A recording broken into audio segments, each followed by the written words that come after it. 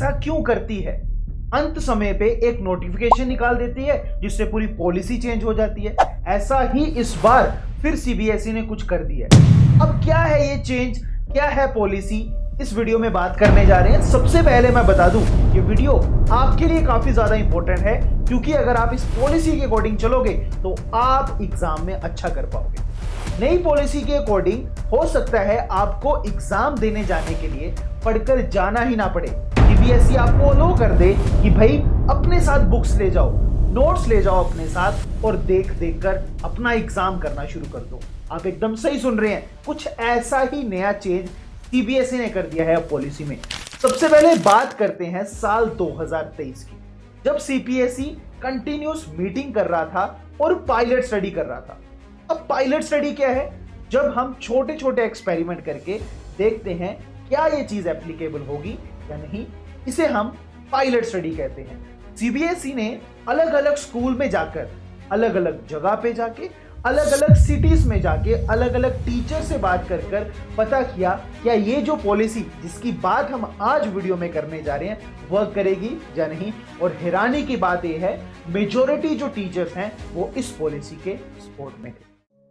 ये पॉलिसी बोलती है ओपन बुक एग्जाम के लिए। पहले समझते हैं ओपन बुक एग्जाम होते क्या है। ऐसे एग्जाम जिसमें आपको पढ़कर जाने की शायद जरूरत ना पड़े, आप अपने साथ बुक ले जाओ, अपने हैंड रिटन नोट्स ले जाओ, या कुछ भी ले जाओ जहां पर आपने वो चीजें लिखी हैं जो आप एग्जाम में करोगे, और वहां पर जो एग्जाम में क्वेश्चन आएगा वो देख देख कर लिखते जाओ। काइंड ऑफ ऐसा जैसे पर्चियां होती हैं, पर्चियां हम छुपा के लेके जाते हैं। सीबीएसई खुद बोल रहा है भाई पर्ची लेके जाओ अपने साथ, कुछ ऐसा होता है ओपन बुक एग्जाम। तो ये तो काफी आसान बात हो गई, फिर तो बड़े बड़े जो इंस्टीट्यूट चल रहे हैं वो तो बंद हो जाएंगे। ये तो पूरी तरह एक चेंज लाने का सीबीएसई ने सोचा है। पर मैं बताना चाहता हूं ये इतना भी आसान नहीं है जितना आप अपने दिमाग में सोच रहे हो। यहां पर बात होगी एनालिटिकल थिंकिंग, साथ ही साथ जो मेजॉरिटी एक्चुअल नोटिफिकेशन है उसकी बात मैं आगे चल के करूंगा। पहले ये बात सुनिए जो मैं आपसे बोल रहा हूं। यहां पर होती थी रोट लर्निंग, एक ऐसी लर्निंग जिसमें बच्चे क्रैम करते थे।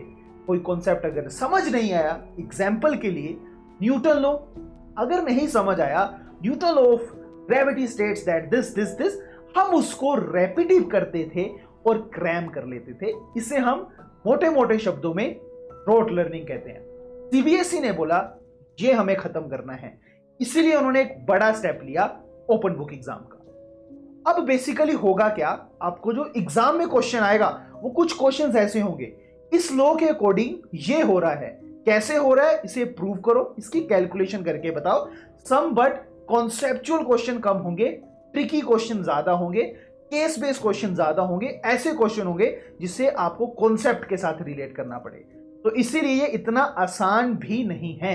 आपको एक सिचुएशन दी जाएगी, जैसा सीबीएसई ने बोला है उस हिसाब से आपको आंसर करना पड़ेगा क्वेश्चंस को रिलेट करके। फिर चाहे आप बुक से देखो, फिर चाहे आप कहीं से भी देखो, मेन काम है आपका आंसर देना।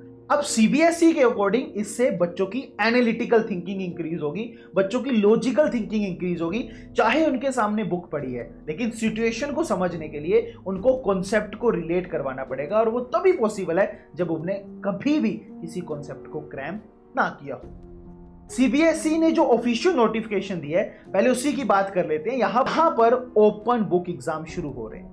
यह है, इतने भी यहां पर खुश होने की जरूरत नहीं है, क्योंकि सबसे पहले ये नेक्स्ट ईयर से शुरू हो रहे हैं। लेकिन इंफॉर्मेशन आपके लिए काफी इंपॉर्टेंट है, तो देख के जरूर जाना।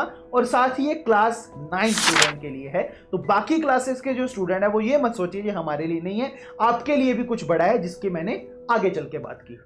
यहां पर 9th क्लास के लिए सीबीएसई ने बोला है 2026-27 बैच के लिए हम ओपन बुक एग्जाम करवा देंगे। यहां पर बुक अपने साथ लेके जाओ, जिसमें एक टर्म में 3 असेसमेंट, इंटरनल असेसमेंट एग्जाम होंगे, जिसमें एक एग्जाम ओपन बुक रहेगा। बेसिकली अभी सीबीएसई ट्राई करके देखना चाहती है ये कितना सक्सेसफुल है। आप मुझे कमेंट करके जरूर बताना कि क्या ये सीबीएसई का फैसला सही है या नहीं, और ये कितना बच्चों के हक में है। बात कर लेते हैं बाकी क्लासेस जैसे क्लास 10th की। तो मैं बोलना चाहता हूं अगर ये प्लान सक्सेसफुल रहा तो ऐसा कुछ क्लास 10th के लिए भी जरूर किया जाएगा, क्योंकि सारे डिसीजन एनसीएफएससी यानी national curriculum framework school education के द्वारा किए जा रहे हैं। और भी काफी फैसले किए जाएंगे, साथ ही साथ बाकी क्लासेस के लिए भी हो सकता है ये एप्लीकेबल हो जाए बहुत जल्द। तो ऐसे ही अपडेट्स के लिए सब्सक्राइब कर लें इस चैनल को। साथ ही मैंने बात की है मिड टर्म एग्जाम के रिलेटेड, जो वीडियो आपको यहां पर मिल जाएगी, जरूर उसे भी जाके देखना। और ऐसे ही और अपडेट्स वीडियोस पढ़ने और अच्छे से समझने के लिए चैनल को सब्सक्राइब कर देना। इस वीडियो को शेयर जरूर कर दो अपने फ्रेंड्स तक, ताकि वो भी इस वीडियो का जो इंफॉर्मेशन है वो ले सकें और जितनी भी अफवाहें आसपास उड़ रही हैं उनसे वो बच सकें।